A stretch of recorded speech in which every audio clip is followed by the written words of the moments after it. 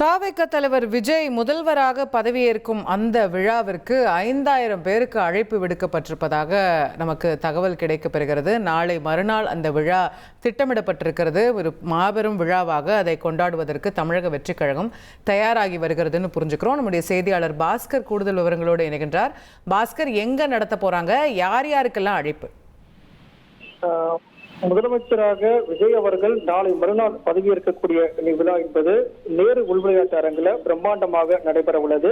இந்த 5000 பேருக்கான அழைப்புதல் என்பது தமிழக வெற்றி கழகத்தின் சார்பாக மூத்த நிர்வாகிகள் அதற்கான பட்டியலை பொதுத்துறையிடம், அதாவது தலைமைச் செயலகத்தில் பப்ளிக் டிபார்ட்மெண்டிடம் கொடுப்பார்கள். அதன் அடிப்படையில தான் அதற்கான அந்த இன்விடேஷன் அழைப்புதல் எல்லாம் அனுப்பும் பணி என்பது தொடங்கும்.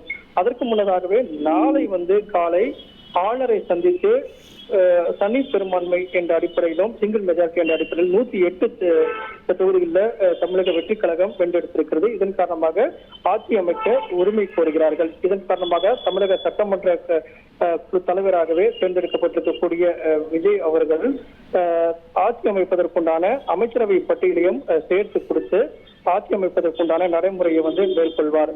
ஆளுநர் அதற்கான அனுமதியை கொடுத்த பிறகு இந்த 7ஆம் தேதி அமைச்சரவையாக விஜய் அவர்கள் தலைமையில அமைச்சரவை என்பது பதவியேற்கும். அதற்கான நடைமுறையும் தொடங்கும். அந்த வகையில அதற்கான நடைமுறைகள் எல்லாம் முடிந்த பிறகு ஆளுநருடைய உத்தரவின் அடிப்படையில பெரும்பான்மை நிரூபிக்க வேண்டிய நிலை இருக்கிறது. காரணம் என்னவென்றால் 108 என்ற எண்ணிக்கையில தான் தமிழக வெற்றி கழகத்தினுடைய பெரும்பான்மை இருக்கிறது. தமிழக சட்டப்பேரவையில் 234 சட்டப்பேரவைகளுடைய உறுப்பினர்களுடைய எண்ணிக்கையில தமிழக வெற்றி கழகத்தினுடைய விஜய் அவர்கள் 2 தொகுதிகளில் போட்டியிட்டு 2லும் வெற்றி பெற்றதன் காரணமாக ஒரு சட்டமன்ற தொகுதியினுடைய பதவியை ராஜினாமா செய்ய வேண்டும். அதற்கு பிறகுதான் அவர் பதவியேற்கக்கூடிய நிகழ்ச்சி என்பது நடைபெறும். இதன் காரணமாக ஒரு தொகுதியை ராஜினாமா செய்ய வேண்டும். அதைத் தொடர்ந்து தற்காலிக சபாநாயகரை தேர்ந்தெடுக்க வேண்டும். இதன் அடிப்படையில் தான் எண்ணிக்கை என்பது மாறிக்கப்படுகிறது. இதன் காரணமாக தமிழக சட்டப்பேரவையில் பெரும்பான்மை நிரூபிப்பதற்கு ஏற்கனவே இருக்கக்கூடிய 108 என்ற 2 சட்டமன்றங்களுடைய எண்ணிக்கை என்பது இதன் காரணமாக குறையும் பட்சத்தில் மேலும் பெரும்பான்மை நிரூபிக்கிறதுக்கு 11 சட்டமன்ற உறுப்பினருடைய ஆதரவு தேவை. இந்த ஆதரவு கடிதமோ அறிக்கையோ, அதாவது மாற்றுக் கட்சியினுடைய சட்டமன்ற உறுப்பினர்கள் வைத்திருக்கக்கூடியவர்களுடைய ஆதரவு கடிதம் இருந்தால் முழு பெரும்பான்மையை பெறாத கட்சியா இருந்தாலும் மற்ற கட்சிகளுடைய ஆதரவு கொடுத்து அதற்கான நடைமுறை ஆளுநர் கொடுக்கும் பட்சத்துல இந்த 100 எம்எல்ஏக்கள் மட்டுமே இருந்தாலே தமிழக வெற்றி கழகத்தினுடைய விஜய் அவர்கள் அரியணை ஏற முடியும். இந்த நிகழ்ச்சி தான் நாளை மறுநாள் 7ஆம் தேதி அமைச்சரவை பதவியேற்பு நிகழ்ச்சியாக நடைபெற திட்டமிடப்பட்டிருக்கிறது. தலைமைச் செயலகத்திலும் ஆலோசனை என்பது இன்று காலை நடைபெற்றிருக்கிறது. இதன் மூலமாகவே 5000 பேருக்கு அந்த அழைப்பு விடுக்கக்கூடிய முடிவு செய்யப்பட்டிருக்கிறது. தமிழக வெற்றி கழகத்தினுடைய நிர்வாகிகள் அதற்கான பட்டியலை கொடுத்து அதற்கான அழைப்புதல் அனுப்பும் பணி என்பது மேற்கொள்ளப்படும். அந்த வகையில் தான் பதவியேற்பு நிகழ்ச்சியில அமைச்சரவை பதவி பிரமாணம் செய்து வைக்கக்கூடிய கவர்னர் அவர்கள் தலைமைச் செயலாளருக்கு அழைப்பு விடுத்திருக்கிறார். முதலில் விஜய் மேடைக்கு ஜோசப் விஜய் ஆகிய நான் என்ற முதலமைச்சருக்கான பதவி பிரமாணத்தையும் ரகசிய காப்பு பிரமாணத்தையும் ஏற்றுக்கொள்வார். அதற்கு பிறகு ஒவ்வொரு அமைச்சராக பதவி ஏற்றுக் கொள்வார்கள். அமைச்சர்கள் பதவியேற்பு முடிந்ததும் யாராருக்கு என்ன துறை என்ற இலாக்கா பட்டியலும் வெளியிடப்படும். அதைத் தொடர்ந்து முதலமைச்சர் விஜய் அவர்கள் சென்னை கோட்டைக்கு வருவார். தலைமைச் செயலகத்துக்கு வருகை தந்து அவருடைய அறையில அதற்கான அலுவல்களை தொடங்குவார். முதல் கையெழுத்து எதில் பெறுவார் என்ற மிகப்பெரிய எதிர்பார்ப்பு இருக்கிறது. அவர்களுடைய தேர்தல் அறிக்கையில கொடுக்கப்பட்டிருக்கூடிய வாக்குறுதலை நிறைவேற்றும் வகையில அதற்கான நடைமுறையும் மேற்கொள்ளப்படும். பின்னர் முதலமைச்சர் விஜய் அவர்கள் இடைக்கால சபாநாயகரை நியமித்து உத்தரவு விடுவார். இடைக்கால சபாநாயகருக்கு கவர்னர் பதவி பிரமாணம் செய்து வைப்பார்.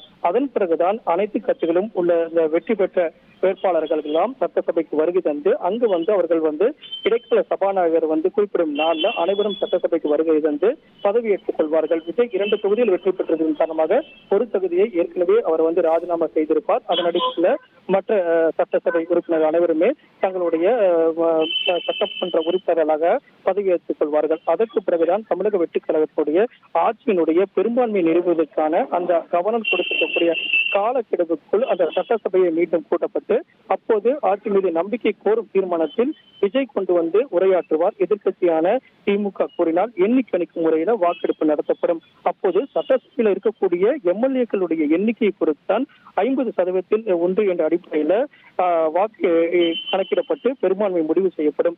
உதாரணமாக சட்டசபையில 200 எம்எல்ஏக்கள் மட்டும் இருந்தால் அதில் பாதியான 100 மற்றும் கூடுதலாக 1 என்ற அடிப்படையில் 101 பேருடைய ஆதரவு இருந்தால் போதும் பெரும்பான்மை நிரூபிக்கப்பட்டுவிடும். அவருடைய ஆட்சி என்பது தொடரக்கூடிய நிலை ஏற்படும். இதைத்தான் கருத்தில் கொண்டுதான் வருகிற 7ஆம் தேதி தமிழகத்துடைய முதலமைச்சராக விஜய் பதவியேற்கக்கூடிய நிகழ்ச்சி என்பது பிரம்மாண்டமாக நேரு உள்விளையாட்டு அரங்கில் நடைபெற உள்ளது. ரைட், நன்றி பாஸ்கர், விரிவான உங்கள் தகவல்களுக்கு. நேரு உள்விளையாட்டு அரங்கில் 5000 பேரை அழைத்து பிரம்மாண்டமான பதவியேற்பு விழாவிற்கு ஏற்பாடுகளை தமிழக வெற்றிக் கழகம் செய்து வருகிறது. ஆனால் அந்த 118ங்கிற நம்பரை எப்படி எட்ட போறாங்க அப்படிங்கிற கேள்வியை தான் நம்ம தொடர்ந்து விவாதித்து வருகிறோம். 1,28,00,000 மனங்களை வென்ற தந்தி டிவி யூடியூப் சேனல், தவிர்க்க முடியாத தம்ப்நெயில், கலக்கலான கான்டென்ட்ஸ். நீங்களும் இந்த குடும்பத்தில் இணைய இப்பவே சப்ஸ்கிரைப் பண்ணுங்க. அசுரபலம் கொண்ட எங்கள் டிஜிட்டல் கரங்களில் உங்கள் விளம்பரங்களை சேர்க்க வாட்ஸ்அப் பண்ணுங்க. 8939888838. Email advttv@dttv.in.